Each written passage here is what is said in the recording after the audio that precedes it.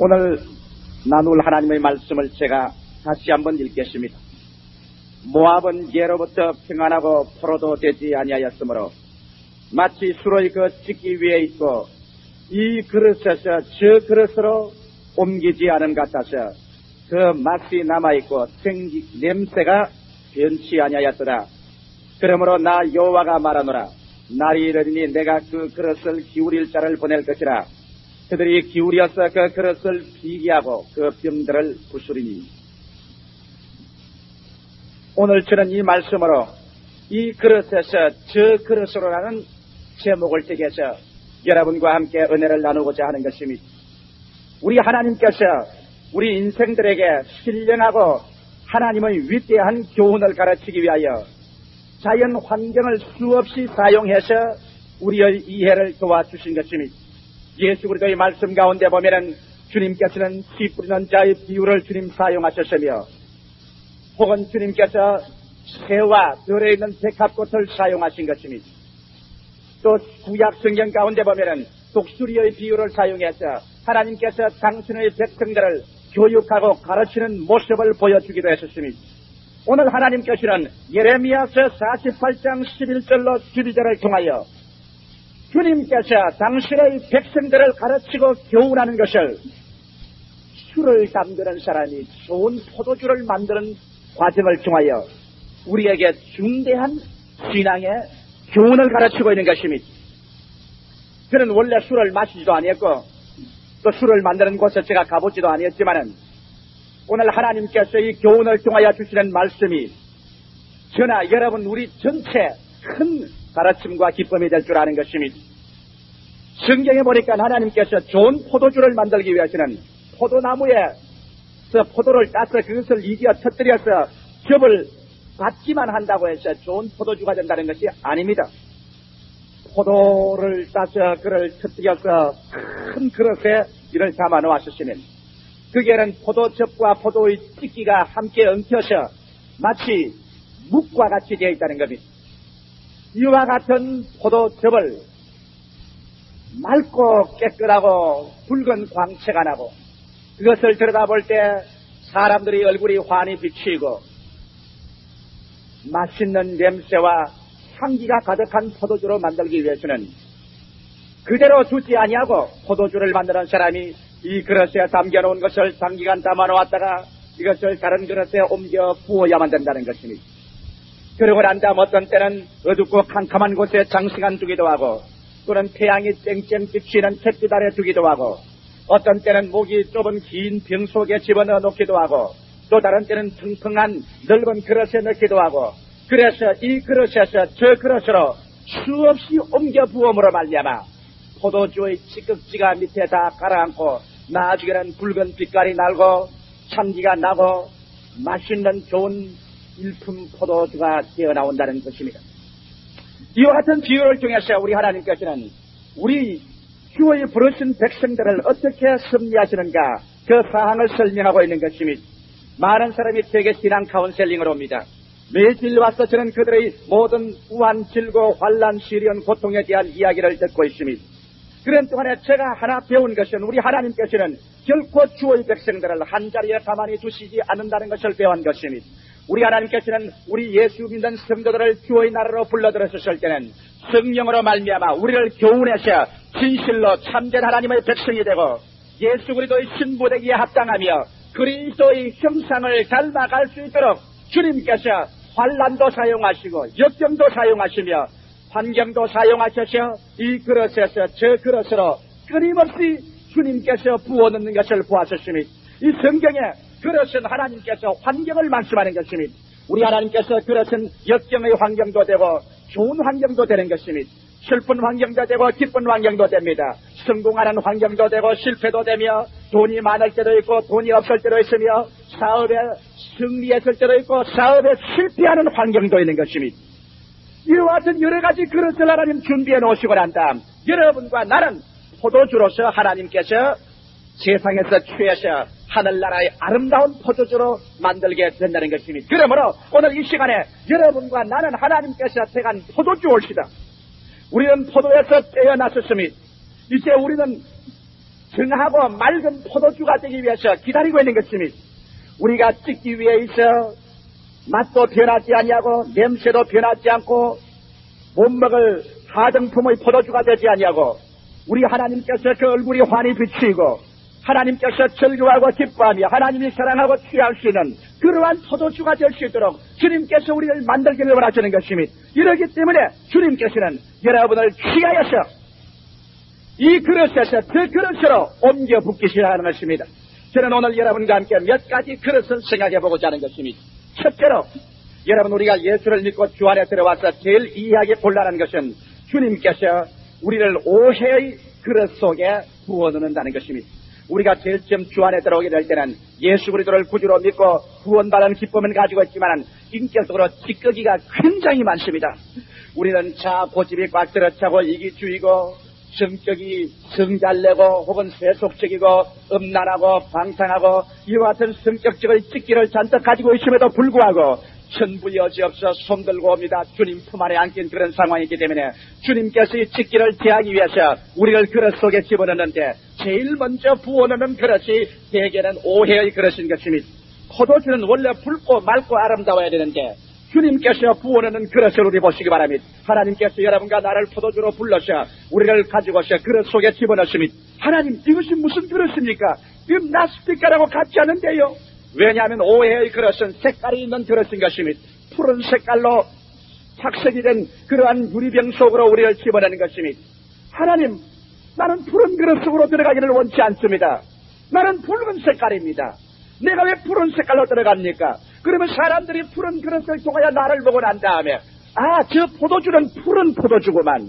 그러니까 그 별수가 없구만. 좋은 포도주가 아닐 것일세. 그렇게 말할 것 아닙니까? 하나님이 나는 푸른 병으로 들어가기 싫습니다. 나는 발부둥을 칩니다. 푸른 병은 싫어요. 안 들어가겠어요. 그러나 주님께서는 여러분과 나를 취하여서 푸른 그릇 속으로 부어넣고 마는 것입니다. 얼마 있자야 내가 푸른 그릇 속에 들어가니까 내가 밖을 내다보는데도 푸른 색깔로 보이고 사람들이 그 그릇을 통하여서 포도주인 나를 들여다볼 때도 나는 푸른 색깔로 보입니다. 세상에 이런 오해가 어디 있느냐?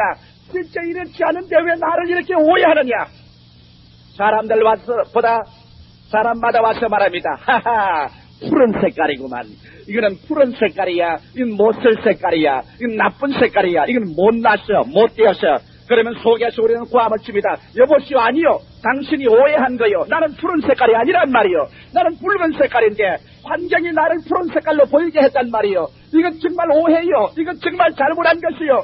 그리고 발부둥을 칩니다. 누가 나를 오해하는가? 누가 나를 이런 푸른 색깔로 만들었는가? 아무도 여러분을 푸른 색깔로 만드는 것이 아닙니다. 하나님께서 여러분을 푸른 색깔 있는 오해의 병 속으로 불어넣은 것입니다. 왜? 여러분의 찌기를 제하기 위해서. 포도주를 여러분 그릇 속에 집어넣으면 그 포도주가 그 그릇이 싫다고 자꾸만 요동을 하고 발부둥을 치면은 어떻게 되는지 압니까? 찌꺼기가 가라앉지 아니하고 자꾸 떠서 요동하기 때문에 주인은 와서 보고 난 다음에 이거 아직까지 일주일이 있어도 찌꺼기가 가라앉지 않고 공중에 떠 있구만. 이거는 한 달쯤 더 있어야 되겠다. 한 달 후에 와서 또 그냥 요동을 하고 발부둥을 치고 있으면 찌꺼기가 전부 떠서 가라앉으면 이건 정말 고집이 센 포도주인데 이거는 한 1년쯤 이 오해의 그릇 속에 집어넣어야 찌꺼기가 가라앉겠구만. 여러분께서 남에게 오해를 당할 때 그래서 남이 여러분을 정상으로 판단해 주지 아니하고 여러 가지 시련을 겪을 때가 있는 것입니다. 혹은 남편과 아내 사이에 별로 사사로운 문제를 가지고 오해가 들어왔었습니다. 남편이 아내에게 오해를 당하고 있습니다. 혹은 아내가 남편에게 오해를 당하고 있습니다. 아무리 해석을 하고 풀어주려고 해도 오해를 풀려고만 하면은 그만 그것이 오해를 더 나아서 저 혈기가 꽉 들어차고 가정에 3차 전쟁이 일어납니다. 이 오해를 어떻게 풀 수 있을 것이냐? 혹은 수많은 사람들 중에 시어머니와 며느리 간에 오해가 성립이 됩니다. 그래서 말 한마디만 하면 좋은 말을 해도 오해가 되고 나쁜 말을 해도 오해가 됩니다. 그래서 찌꺼기가 잔뜩 일어납니다. 이것을 어떻게 잠잠하게 할까요? 교회 수많은 성도가 있으면 교회 재직들 간에 서로 오해가 일어날 때가 있습니다. 목사와 교인들 간에도 오해가 일어날 때가 있는 것입니다. 또 저와 같이 큰 교회를 섬기고 모시고 있으면 각 교단에서 또 우리 자체 교단에서 각 교파에서 여러 가지 오해되는 말을 많이 합니다. 그래서 그 찌꺼기가 소용돌이를 칩니다. 어떻게 해서 찌꺼기를 제할 수 있습니까? 여러분, 오해가 나서 찌꺽지가 일어날 때는 그때는 고요하고 잠잠하게 기다려야 찌꺽지가 깔아앉는 것입니다. 변명을 하고 발버둥을 치고 돌아다니면서 여보 내가 그것이 아니란 말이요 해도 그렇게 변명하고 뛰어다니면 찌꺽지가 더 일어납니다. 여보 당신이 잘못 알았어. 나는 사실 그런 사람이 아니요. 말을 그렇게 하면 할수록 찌꺽지는 더 일어나는 것입니다. 그러므로 오해의 그릇, 푸른 색깔의 그릇 속에 들어갈 때는 여러분 참고 견디어 잠잠하게 찌꺼기를 가라앉게 해야만 하는 것입니다. 그렇지 않다고 변명을 하며 흔들어 놓으면 결코 찌꺼기는 가라앉지 아니하는 것입니다. 아마 이 자리에 계신 분 중에 제일 많이 사랑도 받고 칭찬도 받고 욕도 얻어먹고 오해도 많이 받는 사람 중에 한 사람이 제일 것입니다. 수차로 저희 사무실에 있으면 많은 사람이 신앙상담의 전화를 걸어옵니다. 어떠한 사람은 간청하는 전화도 있고 어떠한 사람은 기도해주는 전화도 있고 어떠한 사람은 나에게 협박과 공갈을 하는 전화도 있습니다. 굉장히 오해를 하는 전화도 있습니다. 나는 그런 전화를 받을 때마다 변명을 하지 않습니다. 옛날에는 변명하고 설유하고 하려고 애를 썼지만은 요사이는 나를 칭찬하는 사람도 내가 듣고서 감사하다고 전화를 놓습니다. 어떠한 사람은 나에게 협박과 공갈을 칩니다. 요 며칠 전에도 내게 전화를 한 사람이 하는 말이 전화를 걸자마자 야 이 녀석아 조용히 이놈아 이놈 박태승이보다 더한 놈아 내가 널 가만둘까 보냐 우리 마누라가 너희 교회 가더니만 이제는 주일날도 교회만 열심히 나가고 11조를 바치고 하나님 중심으로 살고 날 중심으로 안 산다. 내가 널 벼르고 있다. 너 한번 보고 두고 보자 이놈의 자식아. 변명할 수가 있습니다. 그러나 난 그 전화를 받고 가만히 들었습니다. 그러고 난 다음 고맙습니다. 감사합니다. 안녕히 계십시오. 그 전화를 놨습니다. 놓고 난 다음 저는 꿇어 앉아서 기도를 했습니다. 하나님 오해의 찌꺽지가 돌기 시작했습니다. 그 사람은 푸른 안경을 쓰고 나를 들여다보는데 그 이유는 내 속에 푸른 색깔이 아직 들어있기 때문에 찌끼가 가라앉으라고 주님 그렇게 하는 줄 알기 때문에 주여 나의 찌끼가 가라앉게 하시옵소서. 옛날에는 변명을 하고 이리 뛰고 저리 뛰었지만은 이제 20년의 목회를 통하여 제가 하나 배운 것이 있습니다. 모든 사람이 오해할 때는 그때 엎드려서 기도할 때라는 것을 알아셨습니다. 잠잠하고 참고 주님께 엎드려 기도하면 찌기가 가라앉습니다. 오해의 그릇에서 남는 찌기는 뭔지 압니까? 자중심의 찌기가 가라앉습니다. 미움의 찌기가 가라앉습니다. 그러고 난 다음 점점 있으면 의심의 찌기도 가라앉는 것입니다. 이래서 자중심과 미움과 이 생활에 대한 의심의 찌기가 다 가라앉고 이제는 맑은 포도주가 되어서 일어나면 주인이 와서 보고 난 다음 아이고 찌기가 많이 가라앉았구만. 이런 찌기가 있으니 냄새가 날 밖에 없지. 향긋한 냄새가 아니고 퀴퀴한 냄새가 난 것이 사실 아니야. 찌기가 이만치 가라앉았으니 이젠 됐구나. 그래서 푸른 포도주 병을 들고 와서 이제는 다른 그릇에 부어 넣어야지. 그래서 속에서 박수를 합니다. 아 되었다. 이제는 오해가 풀리고 이제 나는 이 그릇에서 물러나가는구나. 이제 모든 문제는 오케이. 이젠 다 해결된 줄 믿노라. 천만에요. 그 그릇에서 주님은 다른 그릇으로 옮겨 붓는 것이 옳다.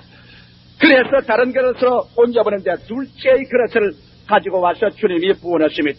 그 그릇은 어떤 그릇인지 압니까? 가만히 보니까 푸른 그릇에서 부어나간데 보니까 여기에는 이제는 투명한 그릇이 아니라 오지 그릇, 질그릇입니다. 보니까 목이 좁은 질그릇이 목이 아주 좁다라는 데가 밑에는 큼직한 질그릇인데 그 속으로 불어넣는데 통좁은 목을 향해서 들어갔다가 밑에 풍풍한 데 들어가니 적막강산으로 어둡습니다.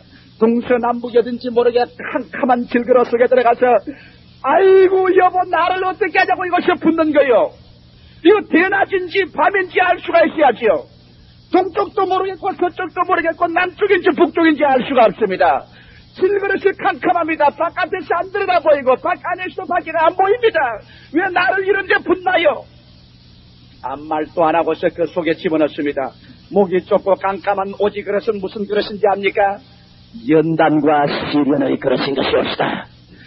충분히 자기 중심과 자기 고집이 지극지가 가라앉고 그래서 조금만 말하면 팩 비기고 저래도 말해도 휙 돌아서고 하는 그러한 오해의 그릇에서 내 찌기가 다 가라앉고 나면 우리 하나님께서는 그 다음 여러분을 오지 그릇으로 집어넣어서 깜깜하고 어두운 그릇 속에 연단의 그릇 속에 집어넣고 마는 것입니다. 어둡고 깜깜하여 숨이 맑게 탄 그릇에서 갇혀서 나는 바라보니 희망의 빛이라고는 하나도 없습니다. 사업이 무너집니다. 가정이 파산될 것만 같습니다. 내 희망이 산산조각으로 다 깨어집니다. 일을 계획한 것이 안 됩니다. 그래서 나는 앉아서 말합니다. 힘으로도 안 되고 능으로도 안 되는구나. 오라 너는 공고한 사람이로다. 이 사망의 몸에서 누가 나를 금치더랴. 내가 의지하던 친구들도 떠나고 내가 그렇게 의지하던 인간의 지혜와 수단과 방법도 다 떠나가버리고 말하셨습니다. 자본도 고갈되어버리고 말하셨습니다. 나를 도와주던 친척도 다 떠나가셨습니다. 나는 이제는 실패할 수밖에 없습니다. 너무 다급하고 답답합니다. 밤에 잠을 자려도 잠이 오지 않습니다. 밤에 밤중에 일어나서 가슴을 치면 내 가슴이 어두운기가 밤에 칠흑보다 더 어둡습니다. 아침에 일어나도 어디에가 들을지 모릅니다. 어디에서 내 끼니를 이을지도 모릅니다. 자식들의 학교 학자금을 어디에서 지불할지 모릅니다. 겨울이 다가와도 부인에게 따뜻한 오단벌을 해주지 못합니다. 방은 냉돌입니다. 내일에 쌀이 어디에서 들어오며 연탄을 어디에서 싸울지도 모릅니다.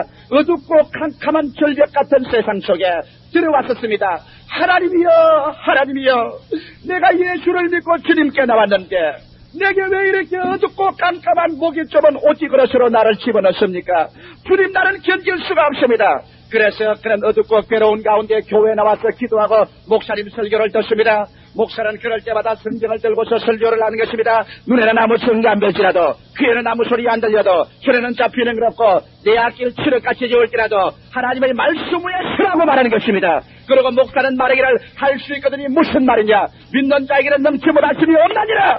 그러므로 눈으로 보는 것으로 살지 말고, 귀로 듣는 것으로 살지 말고, 손으로 만져보고 감각적인 체험으로 살지 말고, 이제는 저 하늘이 무너지고 이 땅이 꺼져도 1.1획도 변치 않은 말씀 위에 서서 사시오. 말씀을 통해서 희망을 가지고 보고, 말씀을 통하여 듣고, 말씀을 통하여 알고, 말씀을 통하여 행하십시오. 말씀은 살아서 오늘날 또 우리 가운데서 기적을 행합니다.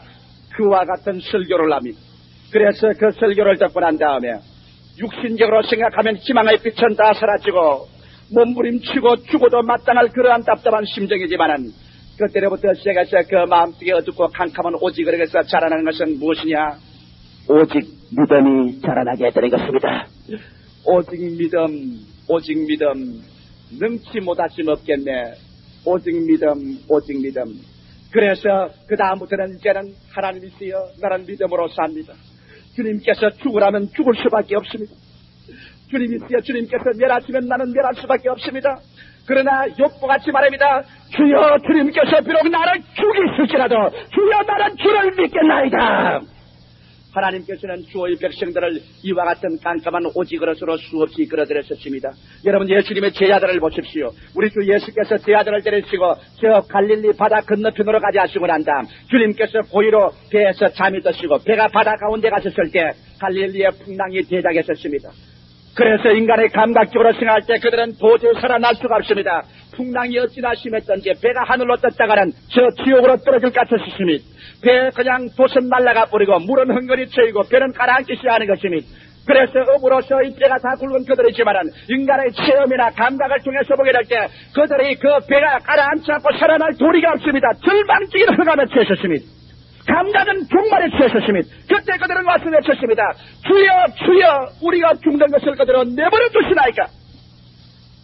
예수께서 그들에게 뭐라고 한지 압니까? 믿음이 적은 자여 왜 두려워하느냐. 깜깜한 오지병 속에서는 주님께서 믿음을 기르시게 하는 것입니다. 우리 하나님은 육신으로 태어나서 감각적으로만 사는 우리 인생들에게 저 하늘나라의 위대한 역사를 계시해 주기 위해서는 여러분에게 현실적인 육신적인 감각의 문을 닫아야 되는 것입니다. 어떠한 사람에게는 경제적인 오지병 속에서 앞길을 내다볼 수 없습니다. 다른 사람은 육신의 질병에서 이제는 인간적으로 고칠 수 없는 질병에서 여러분을 닫아 넣어버리는 것입니다. 또 다른 사람은 가정적인 불행에서 여러분을 닫아 넣어버리는 것입니다. 오지병의 목좁고 깜깜한 그 진흙병은 바깥이가 내어나 보이지 않습니다. 한 채의 앞길도 내어 보이지 않습니다. 다른 사람이 보더라도 너는 절망이라고 말합니다. 거기에서 여러분 오직 나갈 사람은 어디입니까? 예수 그리스도를 바라보고 하나님 말씀을 하시는 것밖에 없습니다. 거기에서 오랫동안 남아있으면 어떠한 일이 생긴지 압니까? 찌꺼기가 가라앉습니다. 무슨 찌꺼기가 가라앉습니까? 불순종의 찌꺼기가 가라앉습니다. 불신앙의 찌꺼기가 가라앉습니다. 인내치 못하는 찌꺼기가 가라앉습니다. 그래서 내 풀어주는 한결 말 가지고 진득진득한 묵 같은 것이 벗겨지고 맙니다. 이런 찌각찌각 깔아앉고 그 다음부터는 말합니다. 이제는 눈에 안 보여도 좋다. 이제는 손에 감각이 없어도 좋다. 나는 주의 말씀대로 믿고 산다. 성경 창세기부터 요한계시록까지 이 말씀은 저 하늘이 무너지고 이 땅에 꺼져도 1.1획도 변화가 없다. 그러므로 나는 말씀을 통하여 산다. 사람의 떡으로만 살 것이 아니요 하나님의 입으로 나오는 모든 말씀으로 살 것이라. 이러한 마음에 혈단이 이르게 되면 주인께서 들여다보시고 난 다음 고개를 끄덕끄덕 하시며 이제 됐군. 지극지가 많이 가라앉았군. 불신앙의 지극지도 가라앉고 불순종의 지극지도 가라앉았군. 조마조마하고 인내심이 없는 지극지도 여기 다 가라앉았군. 그러므로 또 이것은 이제 부어내야 되겠다. 그래서 하나님께서 여러분 세 번째로 들어서 또 지극지를 붓는데 지극지가 쫙 가라앉습니다. 가라앉고 난 다음 포도주가 한결 맑아졌습니다. 한결 주인이 들여다보니 주인의 얼굴이 환하게 그 포도주에 들여다보입니다.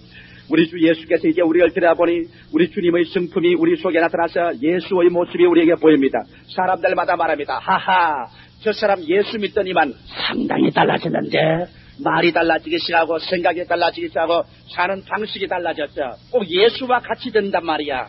벌써 우리 얼굴에 변화된 모습을 보는 것입니다. 그러나 세 번째 이제는 그 포도주를 붓는데 아이고 요번에는 넓적한 장독한 뚜껑 같은 데를 부어넣습니다.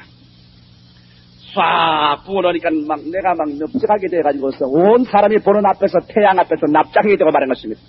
아이고 왜 나를 이런 데 부으십니까? 너무 넓적해서 튼튼하게 이렇게 납작하게 돼가 나는 어찌할 수가 없습니다. 내 속속들이 모든 사람이 다 들여다볼 수 있잖아요. 이 찬란한 태양 앞에서 이러면 어떻게 합니까? 세 번째 불어넣는 그릇은 헌신의 그릇인 것입니다. 이제는 여러분 오해의 그릇도 통해서 자기 중심의 지극지도 깔아앉고 미움의 지극지도 깔아앉고 연단의 그릇을 통해서 불순종의 지극지 불신앙의 지극지 인내하지 못하는 등의 지극지가 깔아앉고 난 다음에는 이제 주님께서 모든 말이 납쳐서 내 믿는 예수 믿는 성도를 보아라. 내 자녀를 보아라. 저들이 이제는 얼마나 사업장에서도 주님 중심으로 그 다음에 회사에서도 주님 중심으로 가정에서도 주님 중심으로 온 세상에서도 예수 믿는 모습을 보이는 나의 제자를 보아라. 그래서 주님께서 만인이 보는 앞에서 넓적한 그릇에 여러분과 나를 확 부어넣습니다. 그래서 모든 인간이 보고 모든 인간이 다 그를 평화합니다. 그러니 내가 쏟아지고 주어 모을 수 없이 활짝 넓혀졌으니 이제는 거기에서 내가 하나 깨닫는 것이 있습니다. 나의 수단으로 방법으로 나의 힘으로는 도저히 신앙생활할 수 없다. 모든 사람이 다 나를 바라보고 나를 평하는데 만인 앞에서 내가 어떻게 나의 힘으로 나의 능으로 신앙할 수 있겠는가. 그래서 넓적한 그릇에 들어와서는 주님이여 내 힘으로는 안 되는 걸 압니다. 이제는 성신의 능력과 권세가 있어서 성령이 붙들어 주어야지 성령의 역사 없이 나의 힘으로는 예수를 믿을 수가 없습니다. 내 힘으로는 위선자밖에 되지 않습니다. 그래서 그 자리에서 발견하는 것은 이제는 자랑, 자기 이지의 찢기를 깔아앉히고 성신의 능력이 아니고는 신앙할 수 없다는 것을 그 자리에서 깨닫게 되는 것입니다. 여러분 오늘날 신앙생활을 여러분 힘으로 할 수 있다고 생각합니까? 여러분 하나님께서는 여러분과 나를 십자가를 통하게 하고 난 다음 반드시 그 다음에는 오순절 다락방을 통하게 한 이유가 뭔지 압니까? 십자가를 통해서는 법적으로 죄가 용서함 받습니다. 여러분과 내가 죄를 짓고 불의하고 추악하고 법적으로 버림받아 지옥 가야 될 죄를 예수 그리스도의 십자가 밑에 들어가면 여러분 법적으로 용서를 받습니다. 법적으로 이롭다함을 얻습니다. 법적으로 하나님은 자녀가 됩니다. 그러나 육신으로 바깥으로 법적으로 죄는 용서 안 받았지만은 여러분 마음속에 죄에 대한 육신의 정욕과 안목의 정욕과 이성의 자랑을 어떻게 이길 수가 있는 것입니까? 아담과 하와가 법적으로 그 선악과를 따먹고 법적으로 사형을 받기 전에 먼저 마음에 받은 유혹, 먹음직하고 부함직하고 치열을 느끼게 탐스럽게 한 마음의 병을 어떻게 고치는 것입니까? 십자가 밑에서는 여러분과 내가 법적으로 보혈로 씻음받고 법적으로 이롭다함을 얻고 그 다음에 오순절 다락방을 통해서는 성령의 불이 와서 여러분 속을 태웠어. 그래서 속에 있는 모든 탐욕과 죄악을 태워버리고 먹음직하고 부함직하고 지혜를 얻기에 탐스러운 마음의 탐욕 우상숭배를 마음속에서 불태워버리고 여러분 그저 법적으로 이제는 의롭다함을 얻고 내적으로 성령의 권능으로 말미암아 만인 앞에 헌신의 그릇으로 하나님 백성으로 설 수 있는 힘이 솟아나기 시작하는 것입니다. 할렐루야. 신앙생활이란 여러분이 힘으로 되는 건 아닙니다. 신앙생활에는 플라스틱 인간으로 제주하는 것이 아닙니다. 수없이 많은 사람이 오랫동안 교회 나가면서 집사가 되고 군사가 되고 장로가 되고 목사까지 되었으면서 인간의 수단과 방법으로 세상 앞에 나와서 점잖은 체하고서 말을 점잖은 체하고 행동을 점잖은 체합니다. 그러나 사람들이 보지 않은 뒷면에 가시는 온갖 더럽고 추악한 일이 속에서 다 솟아나오고 추악한 일을 다 합니다. 왜? 이러한 사람들은 바깥으로 십자가를 알고 법적으로 용서를 받았지만 내적으로 자기 인격을 이겨나갈 수 있는 성령의 힘이 없기 때문인 것입니다. 이러므로 바울 선생도 로마서 7장에 말씀하기를 오라 나는 공부한 사람이로다. 이 사망의 몸에서 누가 나를 건져내라고 말한 것입니다. 반 동안 예수를 따라다니는 제자들 보고 예수님이 죽었다가 부활하시고 난다 뭐라고 한지합니까? 너희가 예루살렘을 떠나지 말고 아버지의 약속하신 것을 기다리라. 요한은 너희에게 물로 세례를 베풀었거니와 아버지께서는 너희에게 성령으로 세례를 받으라. 너희가 성령을 받으면 권능을 얻고 예루살렘과 온 유대와 사마리아와 땅 끝까지 이르러 나의 증인이 되라. 그래서 여러분 예수의 제자들조차도 십자가만 통해가지고서는 죄를 용서 안 받고 법적으로 하나님 자녀가 되었지만 실력으로 하나님의 자녀가 될 수 있는 하나님 신앙의 능력이 없기 때문에 예루살렘을 떠지 말고 성령을 기다려온 것입니다.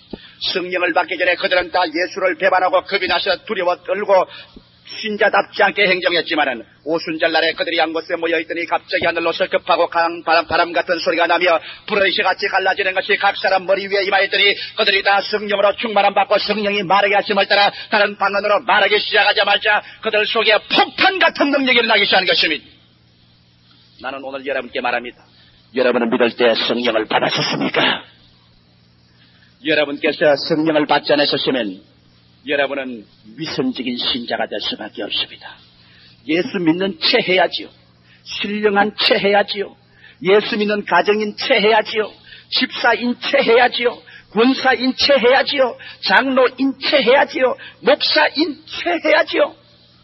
위선자, 거짓말쟁이, 하나님을 속이고 자기 양심을 속이고 위선을 하는 어찌할 수 없는 절망적인 탄식. 주님께서 헌신의 그릇에 여러분을 부어놓고 마는 것입니다.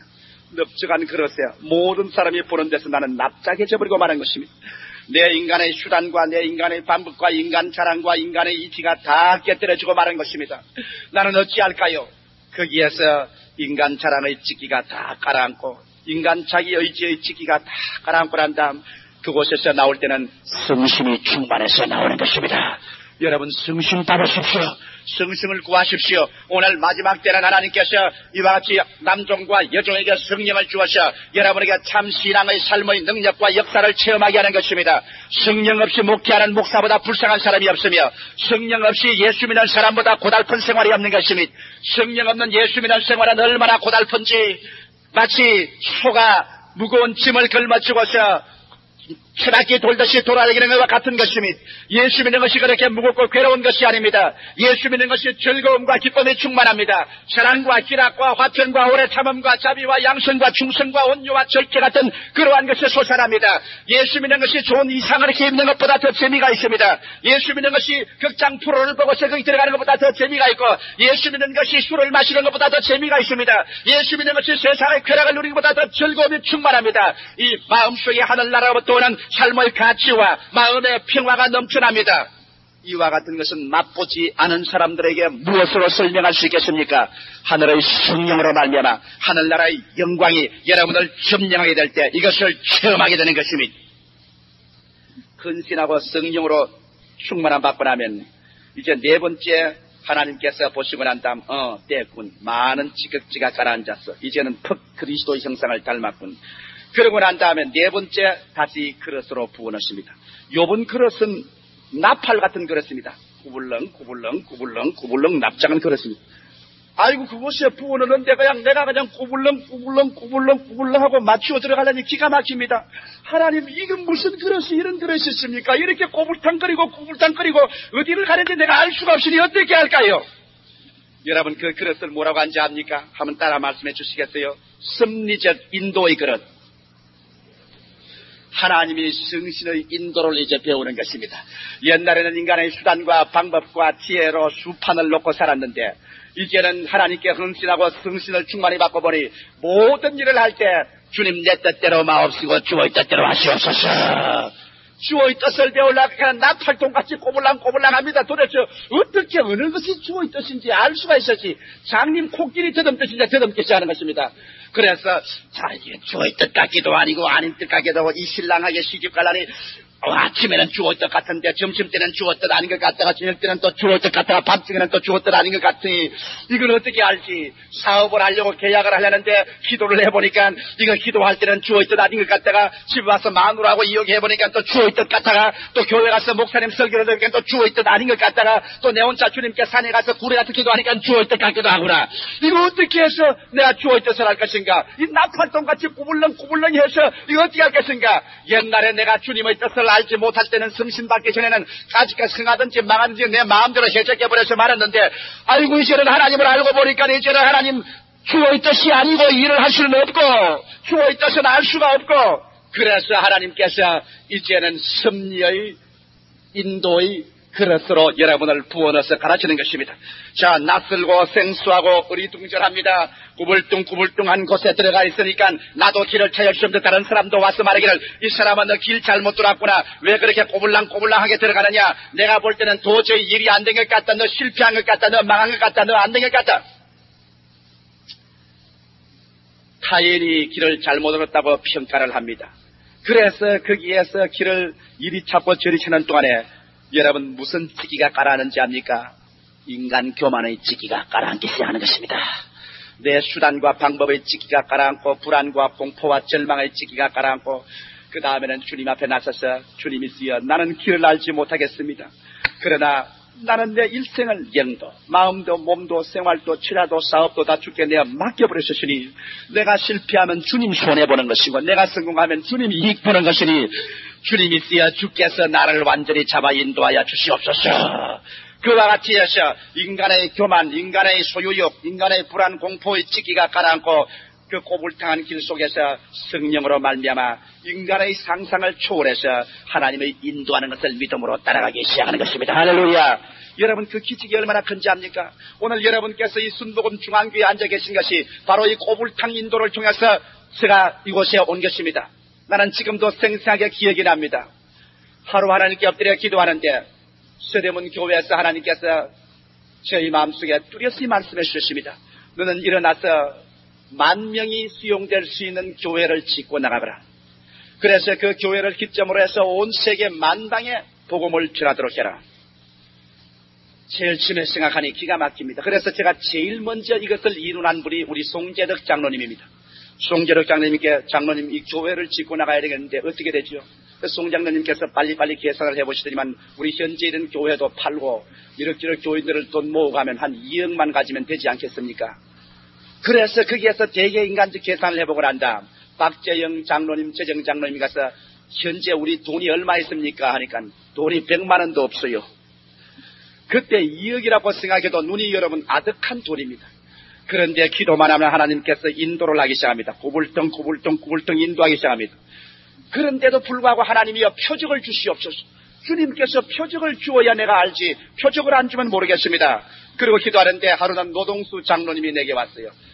저 여의도를 개발하는데 여의도 개발지구에 그곳에 땅이 싸고 한데 그곳에 가서 교회를 지으면 될 테니까 여의도로 나가는 것이 좋지 않겠는가. 그래서 내가 노동수 장로님 보고 장로님 도대체 돈 100만 원 가지고서 어디를 간단 말입니까? 도저히 알 수 없습니다. 그러나 하나님은 그렇게 인도를 하시는데 나는 정신이 앗돼갑니다. 그러자 그 당시에 서울 제2부시장으로 계시던 차일석 집사님이 내 사무실에 들어왔었습니다. 여기 여의도에 우리가 정부에서 특별히 개발을 하는데 거기에 순복음 중앙교회가 들어오게 된다면 내가 모든 수속과 처리를 인도해 드릴 테니까 들어오는 것이 어떻겠느냐. 하나님이 인도하는데 도저히 나는 생각할 수 없이 구불탕 인도합니다. 그래서 제가 여의도로 오기로 결정을 내리자마자 수많은 사람이 내게 말하셨습니다.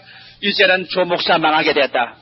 그냥 서대문에 여기 있는 게 좋지 언제나 새로 출발해서 안 망하는 사람 없다.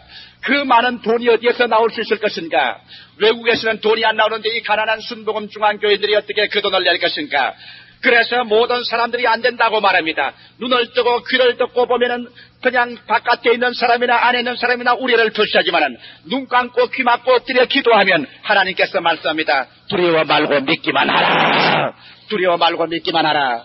여러분, 그래서 1969년에 시작한 그 교회가 오늘 1974년에 이 자리에 앉아서 우리 순복음 이망 성도가 와서 예배를 보고 찬송을 드리고 기도를 드릴 때 우리 하나님의 인도하심이 얼마나 놀라운지, 이를 통하여 우리는 조용기뿐 아니라 우리 모든 당회와 재직회와 우리 순복음 중앙교회들이 인간의 수단과 방법으로 일이 안 된다는 것을 깨달아 알았고, 인간의 교만과 불안과 공포의 찢기가 다 가라앉고 마는 것입니다. 할렐루야. 이제는 우리가 믿음을 합쳐서 이 교회를 기점으로 하여 조국 3천만 민족을 걸머쥘 수 있다는 신념을 얻었습니다. 나아가서 이 교회를 통하여 5월 말에는 전 세계 각지의 선교사를 보기 위해서 선교 대회를 열 수 있는 그러한 기점이 우리에게 도달한 자신을 얻게 된 것입니다. 이러므로 우리 하나님께서는 여러분을 이와 같은 그릇을 통하여 하나님의 인도함을 배우게 하는 것입니다.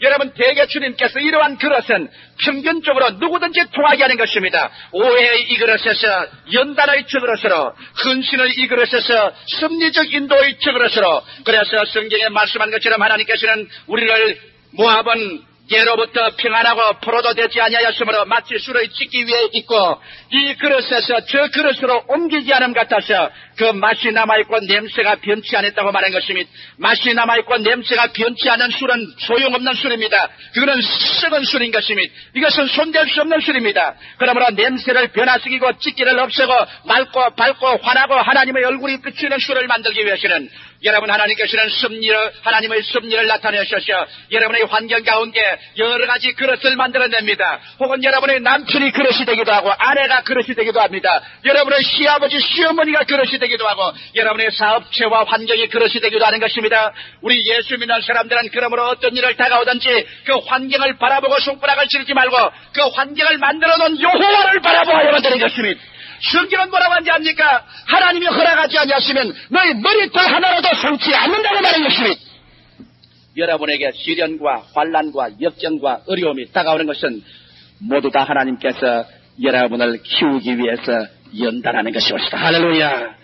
그러므로 불평과 원망을 말하면 찌꺼기가 구름처럼 일어나기 때문에 여러분은 결코 그 그릇에서 비어나올 수가 없습니다. 여러분이 시험과 환난과 연단과 고통이 들어오거든 그곳에서 고요히 기도하고 참는 것입니다. 왜? 날 죽으라고 그 찌꺼기 떨어지라고 그 통에 냈으니까 무엇이든지 주를 의지하고 나가는 사람은 하나님을 사랑하는 자, 곧 그 뜻대로 부르심을 입은 자들에게는 모든 일이 합력하여 선을 이루나니라. 여러분과 날 잘 때라고 하는 것입니다. 날 죽으라고 하는 것입니다. 내 찌끌찌 떨어지라고 하는 것입니다. 그러므로 이 그릇에서 저 그릇으로 옮길 때 우리의 마음가짐을 어떻게 할까요? 우리는 깨어져야만 합니다. 수많은 사람이 하나님께서 이 그릇에서 저 그릇으로 옮겨 부어도 자기 고집이 굳어져 깨어지지 않습니다. 그래서 자기 고집대로 우무처럼 깍 엉켜져서 이 그릇에 부어 넣어도 엉켜지고 저 그릇에 부어 넣어도 엉켜지고 깨어지지 않습니다. 천부의 여지없어 손들고 옵니다. 항복하지 않습니다. 깨어지지 않는 그러한 포도주는 언제나 엉켜있고 찌기가 있고 냄새가 나기 때문에 하나님께서 그는 버리겠다고 말한 것입니다. 포로로 잡히게 하고 주님께서 그를 던져버리겠다고 말한 것입니다. 여러분, 그러므로 우리에게 시련과 환난이 다가오거나 환경에 주님께서 이 그릇에서 저 그릇으로 우리를 부어넣거든 우리는 제일 먼저 깨어지는 우리 되시기를 주의 이름으로 축원합니다. 여러분과 내가 깨어져야 되는 것입니다. 하나님 앞에 엎드려 깨어져야만 되는 것입니다. 그러고 난 다음 또 우리는 항복해야 됩니다. 여러분, 깨어지고 난 다음에도 항복하지 않은 사람이 있어요. 할 수 없어 환경에 억압되어서 그래서 참 깨어지기는 깨어져서 주님께 들어오기는 들어왔으나 마음속으로는 항복하지 않습니다. 얼마 전에 어떤 부형님 한 분이 내게 중대한 문제를 상의하러 왔었습니다. 그 부형님 내게 말하기를, 목사님, 나는 결혼을 하기는 했는데 이 일을 어찌하면 좋겠습니까? 왜요? 무슨 일이냐? 목사님, 목사님이니까 말할 수 있지만 세상 다른 사람에게는 말하지 못습니다. 나는 아직 예수를 믿지 않은 사람이지만 여기 와서 신앙 상담을 해보라고 해서 여기 찾아왔는데 견딜 수가 없습니다. 내가 우리 가정과 그 여자의 가정끼리 서로 인원이 되어서 결혼을 하고 보니 그 여자는 내게 시집 오기 전에 자기의 애인을 가지고 있던 여자였었습니다. 가문을 위해서 부모들의 권면에 의해서 할 수 없이 시집은 왔지만은 그러나 마음을 안 줍니다. 당연히 법적인 부부지요. 남편과 아내로서 법적인 부부인데 절대로 마음을 안 줍니다. 그러니 나는 송장을 데리고 사는 형편밖에 안 됩니다. 이것을 누구에게 내가 가서 말하겠습니까? 목사님, 나는 어떻게 할까요? 법적인 아내는 되어도 마음의 부분은 안 됐습니다. 그리고 그 여자의 마음에는 자기 시집 오기 전에 애인이 깊은 자리를 점령하고 앉아 있습니다. 그러니 내 밥도 해줍니다. 우리 집에서 일도 합니다. 내 아내로서의 모든 역할을 하면서도 그 마음은 돌같이 굳어서 옛날 그 애인이 그 중심을 잡고 있으니 나는 어떻게 해야 됩니까? 이 아내하고 어떻게 살아야 됩니까? 나는 그 이야기를 듣고 난 다음에 즉시 예수 교인들이 생각이 났었습니다. 할 수 없어 환경에 억압되어 눌려서 짤 수 없어 깨어져서 주님께 들어왔지만은, 그러나 교회에 들어와서도 항복을 합니다. 수로의 애인은 나는 절대 버리지 못해. 죽어도 수로의 애인은 못 버려. 어떤 사람은 교회에 와 있지만은 내가 좀 음란하고 방탕한 이 애인은 난 절대 못 버려. 요건 나 항복 못해. 내가 절대 세상 쾌락하고 요거는 항복 못해. 이건 내가 뭐 교회는 마누라 바가지에 끌려서 할 수 없이 오기는 왔지만은 나는 이건 절대로 항복 못해.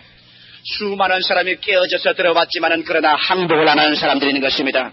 여러분, 우리가 마음에 항복을 하지 않으면 수없이 많은 날에 우리는 더 많은 연단과 시련을 겪어야 되는 것입니다. 주님 앞에 나올 때 주님 앞에 깨어질 뿐 아니라 여러분 마음 전체를 주 앞에 내어놓고 항복하는 여러분 되시기를 주의 이름으로 축원합니다. 예수 믿는 것은 여러분 신앙의 액세서리가 아닙니다. 예수 믿는 것은 영과 마음과 몸과 생활 전체를 내어놓는 것입니다. 이것은 우리 삶의 액세서리가 아니라 그리스도는 여러분 삶의 전체를 요구하는 것입니다. 깨어지고 항복하고 전적인 믿음과 순복으로 나갈 때 우리는 하나님의 기뻐하는 자가 되며 옛 고집에 굳어지지 않고 그리스도의 형상을 담게 되고, 깨어지고 항복하는 그 사람은 더 깊은 하나님과 인생에 대한 이해와 동정을 가지고 깊이 인생을 살 수 있게 되는 것입니다. 신앙생활은 천국 백성, 즉 그리스도의 신부가 되기 위한 성령의 학교에 입학하는 것입니다. 여러분, 이 학교에서는 그리스도의 형상을 담는 사람들을 양성합니다. 그 때문에 인간적인 직결을 다 취하기 위하여 이 그릇에서 저 그릇으로 옮기는 일은 여러분의 천국 갈 때까지 계속될 것입니다. 그러므로 여러분, 오늘 이 시간에도 여러분은 이런 어떠한 그릇 속에 들어있을 것입니다. 그릇을 보고 원망하지 마십시오. 그릇 속에서 몸부림치지 마십시오. 그러면 그곳에서 나와지지 않습니다. 그릇 속에 들어가거든 고요하고 잠잠하여 여호와를 앙망하고 주여 믿습니다로 나가시기 바랍니다. 주 앞에 깨어지고 주 앞에 항복하고 나가면 여러분의 찢기는 제거되고 더 순수하고 더 넘치고 더 기뻐지고 더 하나님의 영광을 얻고 나중에 하나님의 큰 축복을 받는 아름다운 포도주로 변화되어서 나타나게 되고 주님 보좌까지 올라가게 되실 것입니다. 다 같이 고개 숙이시기 바랍니다. 여러분, 오늘 제가 전가한 메시지는 이미 예수 믿는 여러분을 중심으로 해서 설교했었습니다. 여러분, 오늘 이 시간에 여러분의 개인의 생활과 가정생활에 행복지 못한 사람이 있지 않습니까? 불평과 원망과 탄식이 꽉 들어차고 삶에 아무런 기쁨도 없고 지쳐버린 사람들이 있지 않습니까? 여러분이 그곳에서 불평과 원망과 탄식을 하고 발버둥을 치는 이상 절대로 그곳에서 나올 수가 없습니다. 하나님은 여러분을 그 그릇에 넣어서 깨어지고 항복하라고 넣어놓은 것입니다. 그러므로 우리는 오늘 이 시간에 남편을 원망하고 아내를 원망하고 이웃을 원망하고 환경을 원망했었으면 그릇을 보고 아무리 주먹을 때리고 원망해도 그 그릇은 변치 않은 것뿐입니다. 여러분, 오늘 이 시간에 하나님 앞에 깨어지십시다. 우리 하나님 앞에 항복하십시다.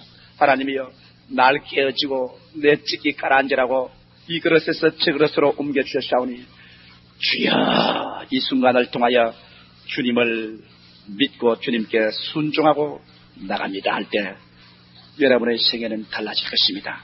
여러분의 생애에는 하나님의 기적이 일어나게 되는 것입니다. 여러분, 이와 같은 기적이 우리 일어나기 위해서 오늘 이 시간에 하나님 앞에 우리가 고개를 숙였으니 조금 더 끓이길 것 없이 우리 속에 있는 것을 주에게 아뢰지 않겠습니까? 한 2분 동안 여러분 아무도 없다고 생각하십시오. 여러분과 하나님과 같이 얼굴과 얼굴을 마주대고 앉았다고 하십시오. 그러고 난 다음 주님 앞에 깨어지고 항복하고 주님께 더욱 의지하고 나온다고 주님께 구하십시오. 만일 그렇지 못하겠거든 주님께 도와달라고 기도하십시오. 주님이 도와주셔서 여러분은야말로 진실로 하나님의 사랑하고 주께서 사용하시고 주님 축복하시고 주님께서 귀하게 여기는 아름다운 포도주 하나님의 백성이 될 것입니다. 우리 합심해서 주님께 잠시 동안 기도드리겠습니다.